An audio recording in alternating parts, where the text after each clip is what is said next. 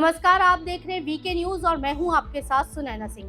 भारत के संविधान को लेकर विपक्ष का डर हमेशा बना रहता है। विपक्षी पार्टियां और नेता अक्सर कहते हैं कि संविधान खतरे में है। क्या अब ये बात सच होने जा रही है? क्या सच में भारतीय संविधान अब बदल जाएगा?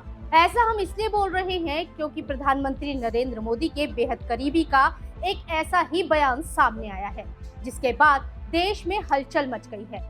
वहीं इस बयान के बाद विपक्षी पार्टियों ने पीएम के करीबी के खिलाफ कानूनी कार्रवाई करने की बात कह दी है, क्योंकि संविधान के खतरे की दुहाई देने वाले विपक्ष के लिए ये बयान किसी शौक से कम नहीं है। हालांकि पिछले कुछ वक्त से मोदी सरकार ने देश के कई कानून बदले हैं, कई कानूनों को हटाया है, कई रास्तों के नाम बदले हैं।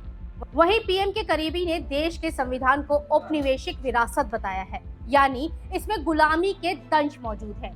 यही वजह है कि बीजेपी सरकार ने राजपथ को कर्तव्य पथ किया, कश्मीर से धारा 370 हटाई और नई संसद का उद्घाटन किया। इन सब बातों को देखें तो लगता है यही कि अब देश का संविधान बदल सकता है। दरअसल संविधान को लेकर पीएम मोदी के आर्थिक सलाहकार परिषद के चेयरमैन बिबेक देबरॉय ने संविधान बदलने को लेकर एक बड़ा बयान दिया, जिसके बाद वो विवादों में घिर गए।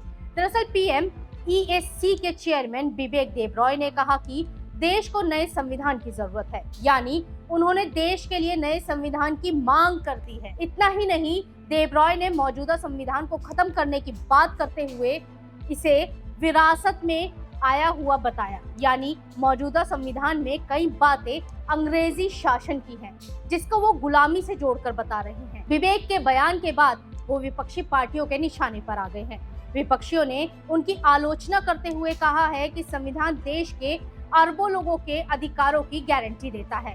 विरोध में कुछ नेताओं ने उनके बयानों के जवाब में उनके खिलाफ कानूनी कार्रवाई करने की बात तक कह डाली है। तो चलिए आपको बताते हैं कि पेपर में लिखे अपने आर्टिकल के बाद सुर्खियों में आए बिबेक देबरॉय कौन है। बिबेक देबरॉय ने साल 2017 में आर्थिक सलाहकार परिषद के प्रमुख की भूमिका निभाई थी। इससे पहले जब 5 सदस्यीय पैनल का गठन हुआ था, तब वो नीति आयोग के सदस्य थे।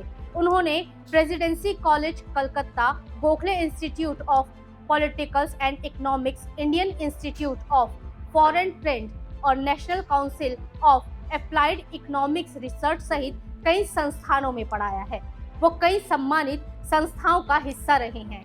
PMESC वेबसाइट के अनुसार उन्होंने पश्चिमी बंगाल के नरेंद्रपुर के रामकृष्ण मिशन स्कूल में पढ़ाई की। इसके अलावा presidency college Calcutta, Delhi school of economics और ट्रिनिटी यानी कैम्ब्रिज कॉलेज में पढ़ाई की है। शिक्षा के आधार पर बिबेक देबरॉय का स्तर काफी अच्छा है, लेकिन उनके संविधान बदलने के आर्टिकल के बाद पीएम की आर्थिक सलाहकार परिषद ने देबरॉय के विचारों को निजी बताते हुए खुद को इससे दूर कर लिया।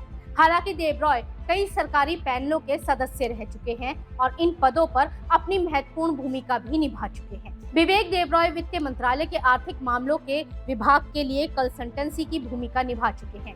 वो PhD chamber of commerce and industry के महासचिव भी रहे हैं। इसके अलावा वो राजीव गांधी फाउंडेशन में Rajiv Gandhi institute for temporary studies के निर्देशक के रूप में भी काम कर चुके हैं। देबरॉय ने कई किताबें और पेपर्स में मशहूर लेख लिखे हैं। इसके साथ ही वो भारतीय रेलवे के पुनर्गठन पर समिति की अध्यक्षता भी कर चुके हैं, जिसने रेल बजट खत्म करने की सिफारिश की थी। बिबेक देबरॉय ने कई महत्वपूर्ण पदों पर काम करके अपनी पहचान बनाई है। अगर बात करें उनके विचारों की, तो हर किसी के विचार अलग अलग होते हैं, लेकिन जिस तरह विपक्ष उनके विचार के आधार पर उनके खिलाफ कानूनी कार्रवाई की बात कर रहा है, वो जरूर सोचने वाली बात है। इसी के साथ हम आपसे भी ये जानना चाहते हैं कि क्या देश का संविधान को बदलने की जरूरत है? आप अपने कमेंट हमें कमेंट बॉक्स में जरूर बताइएगा। वीके न्यूज, राष्ट्र के नाम।